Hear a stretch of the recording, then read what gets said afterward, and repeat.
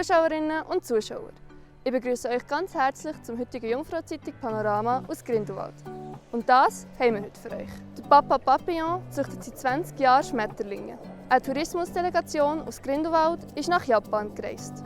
Und der George Ezra im Interview von dem Seaside Festival. Vorher schauen wir aber noch kurz die heutigen News an. Der Schweizer Nazispieler Cedric Itten wechselt vom Europa League-Finalist Glasgow Rangers zu IB.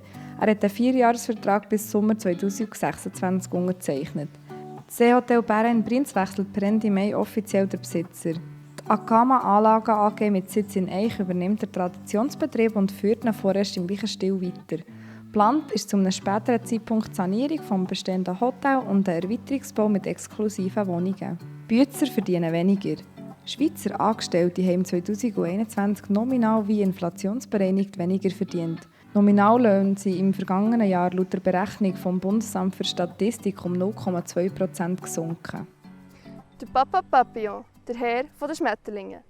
Seit 20 Jahren züchtet der Berner die beliebten Insekten. Unter seiner Aufsicht ist ihre Chance zu überleben 40 Mal grösser als in der Natur. Und sie haben sogar die Chance, ein Filmstar zu werden.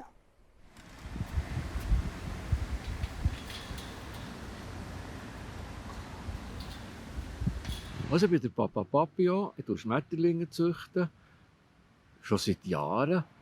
Und habe mich eigentlich spezialisiert auf einheimische Schmetterlinge. Also der Schwalbenschwanz, kleine Füchse, Tagpfauenauge, Admiral, Tischtuffalter. Und jetzt im Moment bin ich stark beschäftigt mit Bärenfalter. Das sind ganz schöne Nachtfalter, die mich faszinieren. Haarige Raupen und ein wunderschöner Schmetterling. In der Schweiz gibt es Falter, die ganz stark dezimiert werden durch das Licht, das wir zur Nacht brennen. Tankstellen, Flutlichtanlagen der Sportstadien, Strassenbeleuchtung. Das ist ein fertiger Blödsinn.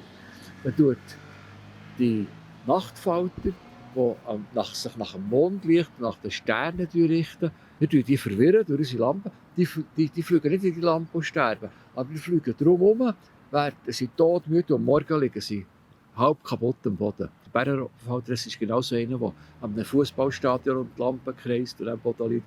Und ich bin jetzt früh am Morgen, so diesen Lichtquellen nachgegangen und habe die Schmetterlinge zusammengelesen, also nachher aufgepäppelt.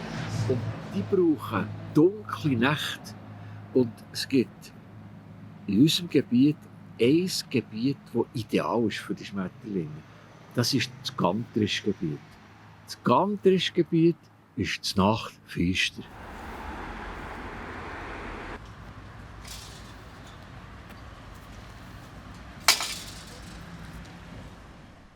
Werbung für Grindelwald im fernen Osten. Eine Tourismusdelegation aus dem Eigendorf ist nach Japan gereist und hat sich dort mit bekannten und befreundeten Persönlichkeiten getroffen. Das Ganze hat im Rahmen einer Promotionsveranstaltung stattgefunden.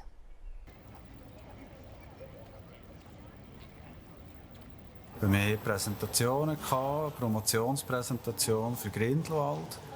Wir haben hier die unvergleichliche Landschaft präsentieren und natürlich auch die neuen Infrastrukturen, die Grindelwald zu bieten hat. Wir waren sehr froh, dass wir hier den Film zeigen von den Jungfraubahnen mit der neuen V-Bahn. Und haben sicher einen guten Auftritt gehabt, weil die Japaner sind für uns sicher ein wichtiger Gast. Sie sind zahlreich gekommen, nicht zuletzt auch, weil natürlich hier recht restriktive Massnahmen sind und sie froh waren, dass sie wieder mal zusammenkommen hier in physischer Form. Und ich glaube, wie das bei uns auch mal der Fall war, haben sie doch die Nase ein bisschen voll von Videokonferenzen etc. Ich glaube, es hat auch ein bisschen manifestiert, die Nachfrage, die jetzt da stattgefunden hat, dass Grindelwald natürlich schon halt ein recht bekannter Brand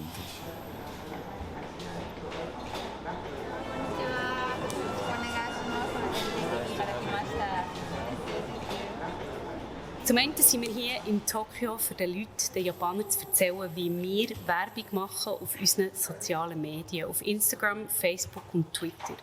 Zum anderen sind wir aber auch hier, um herauszufinden, wie wir Japaner auf den sozialen Medien erreichen können. Weil wir haben irgendwann herausgefunden, dass die Japaner ganz weit hinten sind in der Social-Media-Nutzung, also dass sie kaum die sozialen Medien nutzen. Und wir sind jetzt dran, herauszufinden, was können wir machen, damit wir die japanischen Gäste auf den sozialen Medien erreichen. Und wir haben herausgefunden, dass wir wahrscheinlich sogar japanische Kanäle schalten müssten, weil die Japaner einfach wirklich nur auf Japanisch lesen, auf den sozialen Medien.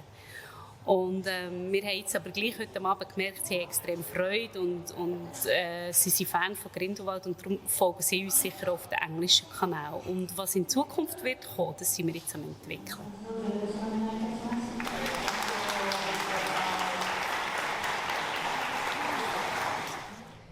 Mit Hits wie Shotgun begeistert der George Ezra weltweit.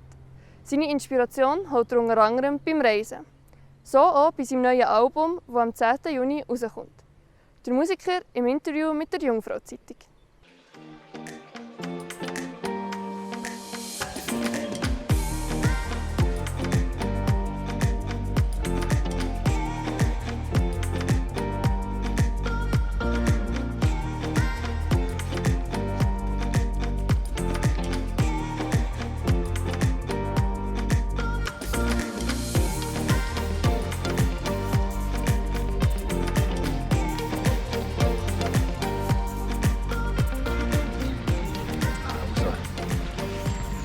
Schauen wir mal, was hier bei einem Wanderprofi alles so im Rucksack drin ist.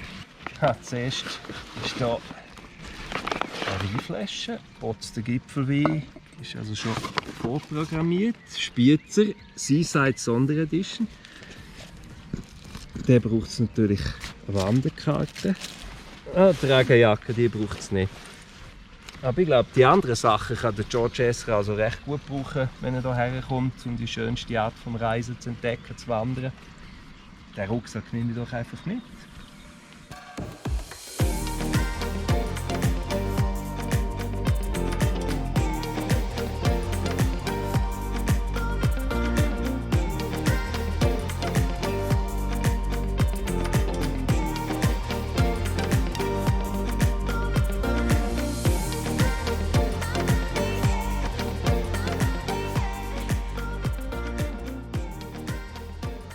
Yeah, so my first album I wrote while travelling around Europe.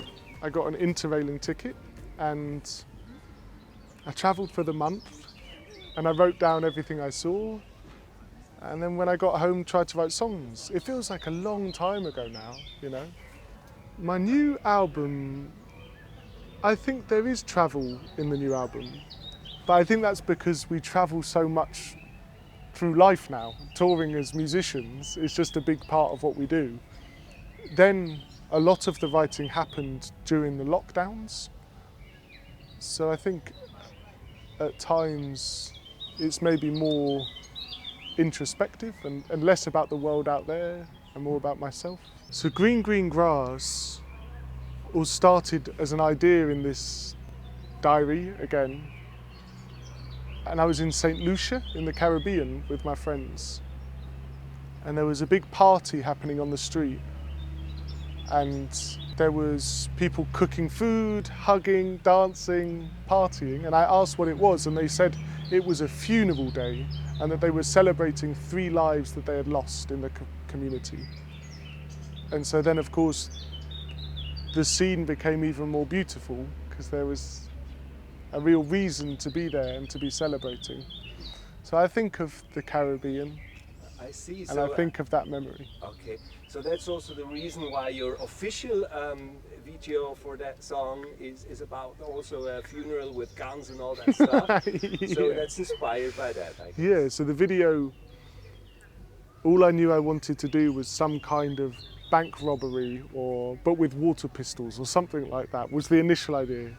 And then we worked with a director and I think he did an amazing job. I really liked that video. My favourite kind of mode of transport in my free time is either walking or getting the train. That's like the pace I like. Today we flew. Sometimes we're on a tour bus. I'm happy to be on the move. Touring feels very different to travel. It doesn't feel like a holiday. You don't often get to actually enjoy the towns you visit. But that's okay, like I'm not complaining, it's just an observation. About hiking, what we have in Spiez is where you're gonna be at the Seaside Festival at the 26th of August. We have there a lot of hiking. Amazing. Do you do hiking also, as well as sort of traveling? Yeah, I love hiking. Yeah, I do a lot of hiking. And last year I shared a few months with two of my close friends. We did a huge hike for 3 months. I find it is very relaxing and I enjoy doing it. Hopefully I'll be able to do it at the festival. You want to do a tour like a hiking backpack? Yeah. Yeah, of course. Could we do that? Yeah.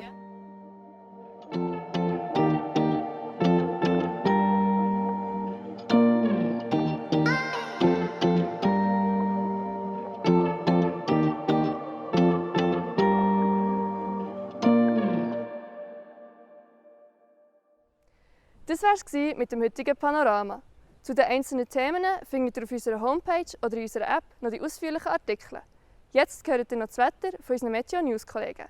Merci vielmals fürs Zuschauen und bis zum nächsten Mal. Tschüss zusammen. Das Wetter wird euch präsentiert von Interlaken Tourismus. Meine Damen und Herren, ganz herzlich willkommen zum Jungfrau-Zeitungswetter für den Kanton Bern. Heute haben wir noch ein paar sonnige Abschnitte zuerst gehabt und dann ist es aber zunehmend auch grau geworden. Später hat es hier und dort auch ein bisschen Regen gegeben.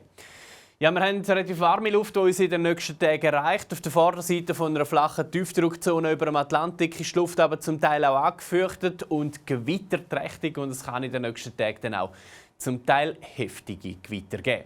In der kommenden Nacht wird es ab und zu noch Regengüsse geben und morgen starten wir auch noch mit Restwolken und den letzten Schauer in Donnerstag hinein. Temperaturen relativ mild schon am Morgen mit rund 12 bis 13 Grad.